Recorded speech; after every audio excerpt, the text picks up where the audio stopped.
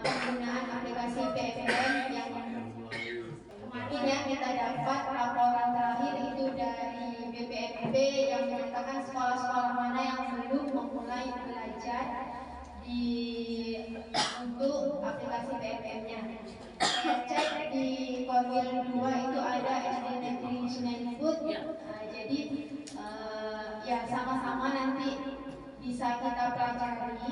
Jadi nanti Bapak Ibu bisa langsung ke guru-gurunya ataupun ke kepala sekolahnya juga ini kan. Nanti kan itu juga dalam pendataan jumlah warga sekolah kita gitu kan. Jadi nanti langsung ke PMM-nya, langsung ke pelatihan mandiri.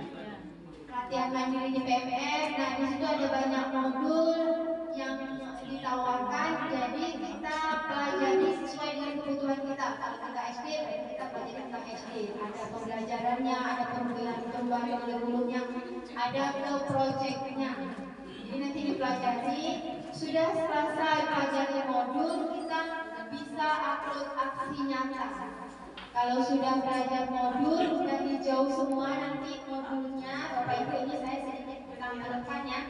Walaupun pakai HP, semoga bisa kita akan lihat sama-sama. Di sini ke pelatihan mandiri kita pelatihan mandiri. Saya berdiri Bapak Ibu ya, maaf ya. Di pelatihan mandiri misalkan kita ambil topik tentang proyek. Ini kan kita sebenarnya sudah masuk ke proyek Bapak Ibu ya. Mau proyek, mau perubahan kurikulum, terserah mau yang mana yang kita pelajari dulu boleh.